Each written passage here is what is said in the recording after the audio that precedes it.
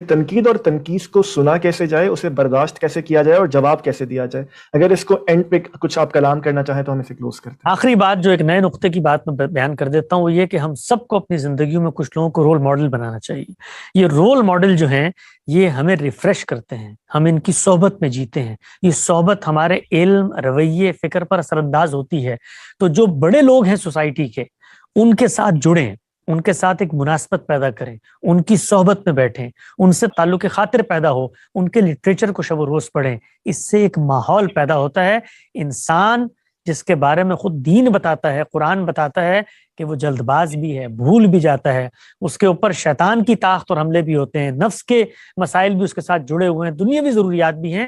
اس کو ضرورت ہے ایک ریفریشمنٹ کورس کی، اس کو ضرورت ہے ایک تذکیر کی، یاد دہانی کی، اس کا ہاتھ پکڑنے کی۔ تو اس کا ایک ہی طریقہ ہے، بڑے لوگوں کی صحبت میں بیٹھیں۔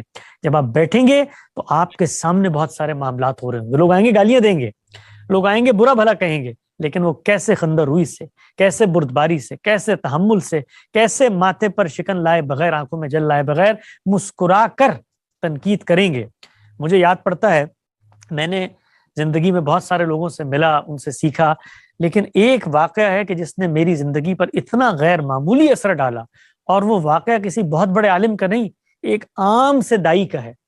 وہ دائی کیا کرتے تھے، وہ مختلف لٹریچر بڑے علماء کا اس کو پرنٹ کروا کے پمفلٹس کی شکل میں جا کے بسوں میں تقسیم کرتے تھے۔ تو ایک دن کیا ہوا کہ وہ ایک بس میں چڑھے اور ایک سیٹ پہ جا کے انہوں نے آخرت کی یاد دہانی پہ مشتمل ایک پمفلٹ تھا، وہ ایک مسافر کو دیا۔ تو اس مسافر نے بڑی رعونت اور بڑے سخت اور بڑے غصے کے الفاظ میں کہا کہ تم مجھے دین کا لٹریچر دے رہے ہو، تم اپنی شکل دیکھو جا کر، تمہاری تو داڑھی بھی پوری نہیں ہے، تم ہوتے کون ہو، تمہارا تو لباس بھی اس طرح کا نہیں ہے کہ تم دین کی بات کر سکو۔ تو انہوں نے پتہ ہے اس کے جواب میں کیا کیا؟ اس مسافر کے ساتھ ایک اور شخص بیٹھا تھا جس کی داڑھی بھی تھی، جس کے کپڑے بھی مذہبی تشخص کے تھے، جس کی شکل بھی بڑی نورانی تھی۔ انہوں نے کچھ نہیں کیا، انہوں نے بروشر واپس لیا اور ان صاحب کو دیا، کہا آپ ان کو دے دیجیے۔ تو آپ یہ دیکھیے کہ بظاہر یہ ایک واقعہ ہے، لیکن یہ ایک زندگی گزارنے کے رویے اور لاہ عمل کی طرف نشاندہی کرتا ہے کہ زندگی میں جہاں کہیں آپ پر تنقید ہو۔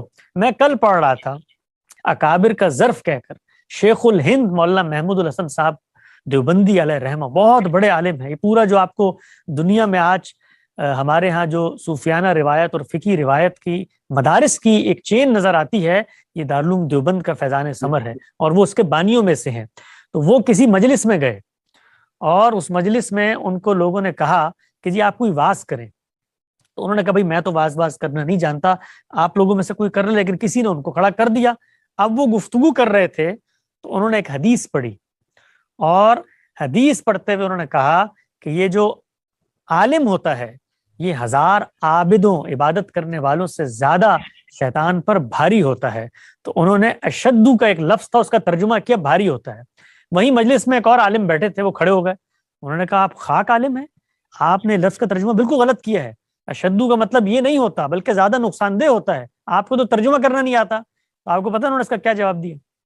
انہوں نے اس کا جواب یہ دیا کہ میں تو پہلے ہی کہہ رہا تھا آپ لوگوں سے کہ مجھے آپ واز کے لیے کھڑا نہ کریں، میرا تو اتنا علم ہی نہیں ہے۔ اور یہ کہہ کر وہ بیٹھ گئے۔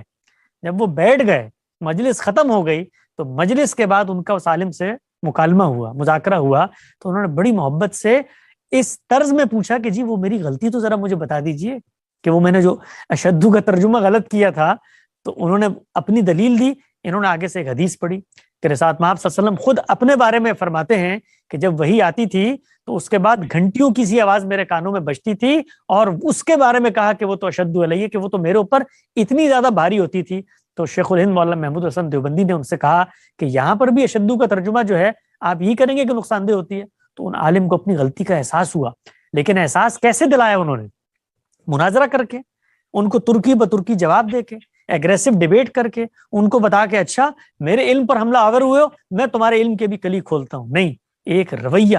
تو یہ رول ماڈلز یہ کام کرتے ہیں، بڑے اکابر، بڑے علماء ہر جگہ پہ آج بھی موجود ہیں، ان سے جڑیں، ان کی مجلسوں میں بیٹھیں، ان سے گفتگو کریں، ان کے ساتھ جا کر اپنا کتارسس کریں، ان کو بتائیں کہ کل میں نے یہ غلطی کی تھی۔ وہ آپ کا ہاتھ پکڑ کے آپ کو تدبیر کر کے بتائیں گے۔ وہ نفسیات کے بھی حاذق طبیب ہوتے ہیں، وہ دین کی معرفت کو بھی جانتے ہیں۔ تو یہ ایک کام ہے، آخری بات جو آپ نے فرمائی کہ ہمیں کیا کرنا ہے، بڑے لوگوں کے ساتھ جڑنا ہے، وہ ہمیں ان چیزوں کے بارے میں تربیت کے مراحل سے گزاریں گے۔ حسن بھائی، اس دعا کے ساتھ کہ آپ کی یہ کاوش اور آپ کے الفاظ لوگوں کے دلوں پر اثر کریں اور ہم واقعی تنقید کرنے کا حسن اور طریقہ سیکھ سکیں، میں آپ کا بہت شکریہ ادا کرتا ہوں۔ بہت شکریہ۔ بہت مہربانی، بہت عنایت۔